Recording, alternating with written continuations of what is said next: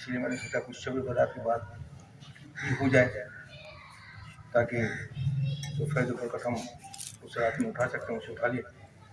تو آج جو ہے شب برات میں پتہ ہے کچھ تھوڑی باتیں کریں گے ہم انشاءاللہ۔ پھر اس کے بعد اگلے اتوار کو زندگی رہی تو وہ جو ہمارا پچھلے اتوار کا جو تھا اسے کنٹینیو کریں گے انشاءاللہ، ٹھیک ہے؟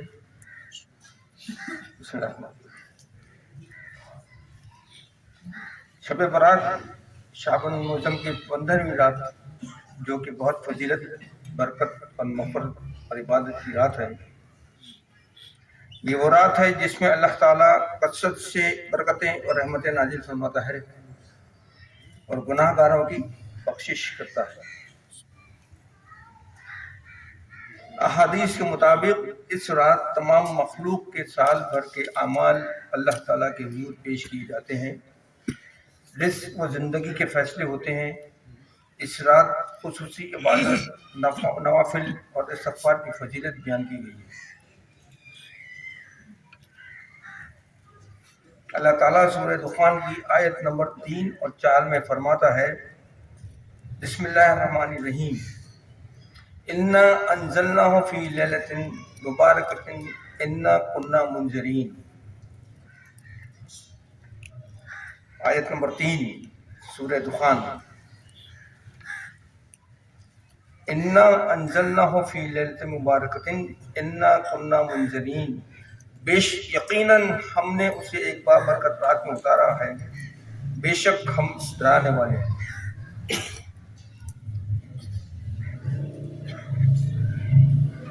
اللہ تعالیٰ فرما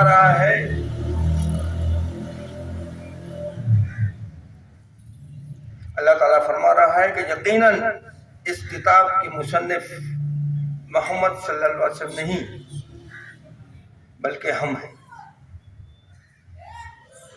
اس کا ثبوت کہیں اور ڈھونڈنے کی ضرورت نہیں ہے، خود یہ کتاب ہی اس کے ثبوت کے لیے کافی ہے۔ اللہ تعالیٰ کیا فرما رہا ہے کہ یقیناً اس کتاب کے مصنف محمد صلی اللہ علیہ وسلم نہیں ہے، کیونکہ وہ بولتے تھے نا مشرکین مکہ کہ کسی سے سن کے لے آتے ہیں، رات بھر بیٹھ کے جاگتے ہیں اور لکھ لیتے ہیں، کوئی اور آدمی ان کو آگے بتاتا ہے فلانا ہے ڈمکا ہے، اس طرح کرتے تھے، وہ بتا دیتے۔ تو اسی پر اللہ تعالیٰ نے کیا فرمایا کہ تم جو بھی بولو بولو، لیکن بات یہ نہیں ہے، بات یہ ہے کہ اس کتاب کو لکھنے والے وہ نہیں ہیں حضرت محمد صلی اللہ علیہ وسلم نہیں بلکہ ہم ہیں، اور اس کا ثبوت بھی تم کو کہیں جا کے ڈھونڈنے کی ضرورت نہیں کہ کون دے رہا ہے، کس نے لکھا ہے، کیونکہ ہم خود یہ کتاب جو ہے نا ہم نے جو اتاری ہے، یہ کتاب خود کافی ہے اس ثبوت کے لیے، کیونکہ اس جیسی کتاب کوئی لکھ ہی نہیں سکتا اور نہ لکھنے والا ہے آئندہ بھی۔ اگر ہے تم میں ہمت تو ایک صورت ہی بنا لاؤ، اور ایک صورت نہیں بنا کے لاتے تو کم سے کم ایک آیت ہی بنا کے لے آؤ۔ تو 1450 سال 1500 سال پرانا چیلنج جو اللہ میاں کا ہے وہ آج تک کسی نے پورا نہیں کیا اور قبول کیا بھی نہیں۔ کہ اس کا مطلب کیا ہوا؟ یقیناً وہی ہے اس کتاب کو لکھنے والا۔ مزید یہ بات فرمائی کہ وہ بڑی خیر و برکت والی رات تھی، غور سے سنیں، کیا فرمایا کہ وہ بڑی خیر و برکت والی رات تھی جس میں اسے نازل کیا گیا، اس کتاب کو جو نازل کیا گیا وہ بڑی خیر و برکت والی رات تھی۔ کہنے کا مطلب یہ ہے کہ نادان لوگ ہم جیسے جو ہے نا، نادان لوگ ہم جیسے اس وقت بھی تھے، آج بھی ہیں اور آئندہ بھی شاید ہوں گے۔ کہنے کا مطلب یہ ہے کہ نادان لوگ جنہیں اپنی بھلائی برائی کا شعور نہیں ہے، اس کتاب کی آمد کو اپنے لیے بلائے ناگہانی سمجھ رہے ہیں اور اس سے پیچھا چھڑانے کی فکر میں غلطاں پیچا ہیں، لیکن در حقیقت ان کے لیے اور تمام نوع انسانی کے لیے وہ ساتھ بڑی سعید تھی جب ہم نے غفلت میں پڑے ہوئے لوگوں کو چونکانے کے لیے یہ کتاب نازل کرنے کا فیصلہ کیا۔ غفلت میں پڑے ہوئے تھے نا سارے، عیاشی لگی ہوئی تھی، ہر قسم کے بت، ہر قسم کی چیزیں مانگنے والا الگ، بارش برسانے والا،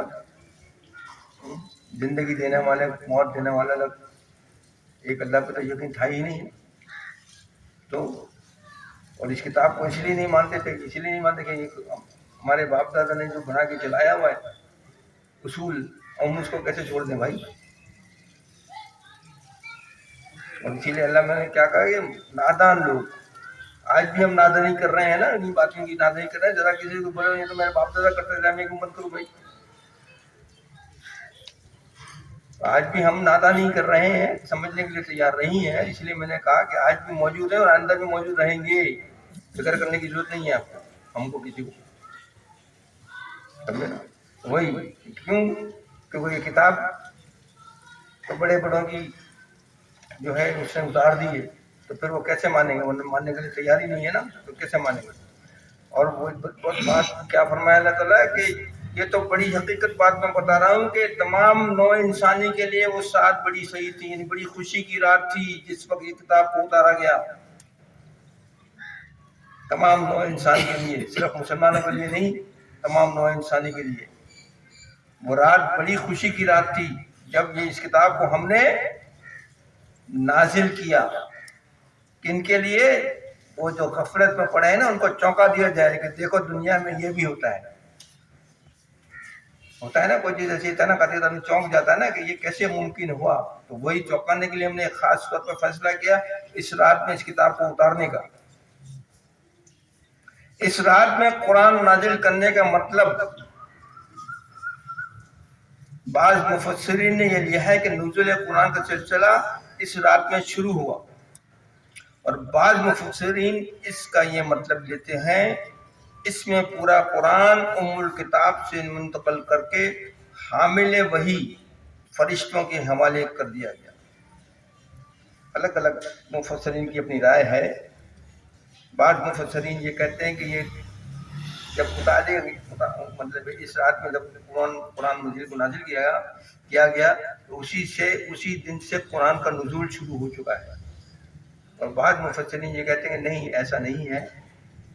اس رات میں، شب برات کی رات میں، ام الکتاب جو ہے محفوظ میں تھی، وہاں سے اٹھا کے ان فرشتوں کو دی گئی یہ پوری کتاب، یعنی قرآن کو دیا گیا جو آپ صلی اللہ علیہ وسلم پہ وقت کے ساتھ ساتھ نازل کر رہے تھے، لے کے آتے تھے نا. حضرت جبرائیل علیہ السلام اکیلے نہیں آتے، اور بھی فرشتے ان کے ساتھ آتے تھے. حضرت جبرائیل علیہ السلام تو مین مطلب وہ ہیں، لیکن ان کے ساتھ بھی دوسرے فرشتے لے کے آتے تھے. سمجھے نا؟ تو وہی بات بتا رہے ہیں کہ منتقل کر کے حامل وحی، یعنی جو وحی لانے میں ان کے ساتھ شامل تھے ان کے حوالے کر دیا گیا. پھر وہ حالات و واقع کے مطابق حسب ضرورت آپ صلی اللہ علیہ وسلم پر 23 اس رات سے مروی رات ہے جسے 23 سال تک نازل کیا جاتا رہا. یہ ایک جو بڑے بڑے اکابرین اور بڑے بڑے مطلب ہمارے وہ گزرے ہیں اولیاء اکرام، انہوں نے مطلب بتایا ہے. صحیح صورت کا معاملہ کیا ہے اسے اللہ ہی بہتر جانتا ہے. اس رات سے مراد وہی رات ہے جسے سورہ قدر میں لیلۃ القدر کہا گیا ہے. وہاں یعنی سورہ قدر میں کیا فرمایا گیا ہے؟ انا انزلناہ فی لیلۃ القدر. اور یہاں اس میں سورہ دخان کی جو ہے اس میں کیا فرمایا گیا؟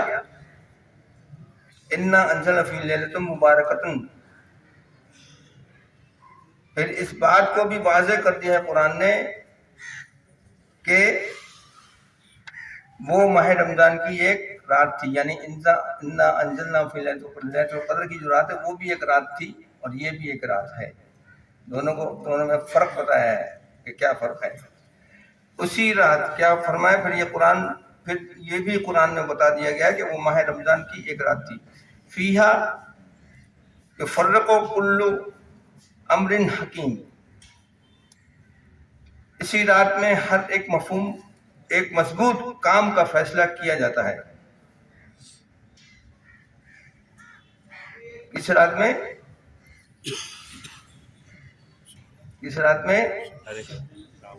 ہر ایک کام کا فیصلہ کیا جاتا ہے. ہاں تو کس رات میں کیا جاتا ہے نا بھائی؟ ليلة القدر. سمجھے نا، اس رات میں فیصلہ. یہاں پر امر حکیم، یہاں پر لفظ امر حکیم استعمال ہوا ہے جس کے دو معنی ہیں. ایک یہ کہ وہ حکم سراسر حکمت پر مبنی ہوتا ہے، اس میں کوئی غلطی یا خامی کی کوئی گنجائش نہیں، یعنی کوئی امکان ہی نہیں. امر حکیم جو لفظ استعمال کیا گیا،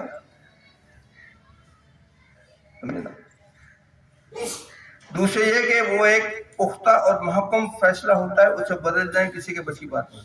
آپ چاہیں کہ کسی چیز کو بدل دیں تو بدل نہیں سکتے. اللہ تعالیٰ کا حکم جو ہے وہ کسی حالت میں نہیں بدلا جاتا. سمجھے نا. سورہ قدر میں یہی مضمون اس طرح بیان کیا گیا ہے، تنزل الملائکۃ والروح فیہا بإذن ربہم من کل امر. کیا فرمایا؟